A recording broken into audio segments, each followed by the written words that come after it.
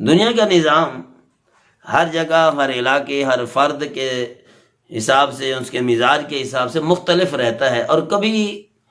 ہمیشہ کے لیے ایک بھی نہیں رہتا، اور ہر آدمی کا مزاج کسی اور کا محتاج بھی نہیں ہوتا۔ عموماً داماد کی سسرال سے، خصوصاً جب کہ نئی نئی شادی ہو، تو کچھ نہ کچھ اٹیک بازی رہ جاتی ہے، ہوتی رہتی ہے، جب کہ بچے چھوٹے ہوں، یا اپنی سمجھ اتنی نہ ہو، یا بیوی صاحبہ کی سمجھ اتنی نہ ہو کہ ہم نے اپنے گھر کو زیادہ فالو کرنا ہے۔ اس کے الٹ بھی کبھی ہوتا ہے کہ داماد صاحب اپنے ماں باپ سے روٹھے اور اپنے سسرال میں جا کے ڈیرا ڈال دیا، روزی تنگ ہوئی، سسرال کے پاس چلے گئے، ماں باپ سے لڑائی ہوئی تو سسرال کے پاس پہنچ گئے، اور اسی طریقے سے بہنوں سے لڑائی ہوئی، بھائیوں سے لڑائی ہوئی، چل بھائی سسرال کے ہاں۔ تو جب جیسے ہی کوئی مسئلہ بنا نہ بنا، سہارا سسرال کا ڈھونڈا۔ تو یہ بھی بڑی بری حرکت ہے کہ بعض دفعہ ایسا بھی سننے میں آیا ہے سسرال کی روزی پہلے سے تنگ ہے، تو یہ بھی صاحب پہنچے وہاں پہ ڈیرا ڈال دیا، چلو 1 دن 2 دن 3 دن ہوتا ہے، چلو بھائی سسرال ہیں، لیکن وہاں پہ 1 دن نہیں، 1 مہینہ، 2 مہینے، 3 مہینے، 6 مہینے تک وہاں پہ رگڑے دینا کہ بھائی ان کو آخر کنگال کر کے ہی نکلنا ہے۔ نبی علیہ السلام نے فرمایا کہ 3 دن تک تو تم اس کی میزبانی کرو، تیسرے دن بھی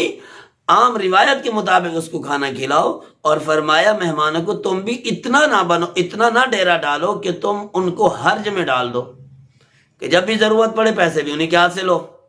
جب بھی کوئی گندم کم ہو تو انہیں سے لے لو، جب بھی کسی سے ادھار اٹھاؤ سفارش انہیں کی لے لو۔ تو یہ بڑی بری حرکت ہے، اس سے بچنا ضروری ہے۔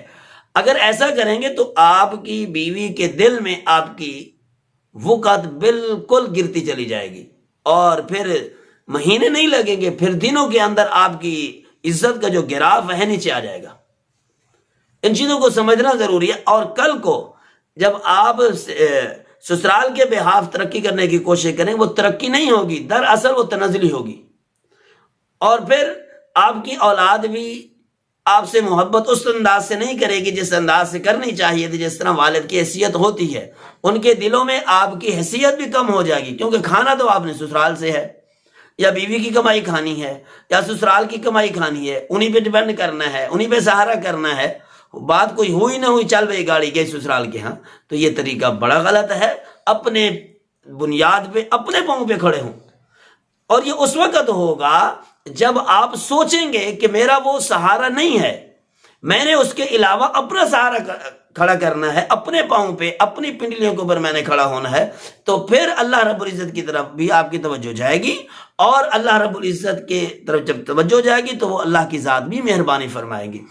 اپنے آپ کو کمزور کرنے کے بہترین ذریعہ یہی ہے کہ اپنی ٹانگوں کے اوپر زور دے کر کھڑے ہونے کی بجائے، اپنے گھٹنوں کے اوپر زور دینے کی بجائے دوسروں کے گھٹنوں کو سہارا بنا کے کھڑا ہونا، یہ کم ہمتی کی دلیل ہے۔ کچھ قوموں میں یہ مزاج ہوتا ہے کہ وہ بحیثیت قوم، ساری قوم اس طرح نکمی ہوتی ہے، اور کچھ افراد کا اس طرح انداز ہوتا ہے کہ یہ کہ اپنا نہیں کھانا، دوسروں کے جیب پہ ہمیشہ نظر رکھنی ہے۔ یہ اپنے آپ کو کمزور کرنے والی بات ہے۔ اپنے گھروں کو، اپنی اولاد کو اپنے قریب کریں، اور اپنی اولاد کو اپنا غلام بنائیں۔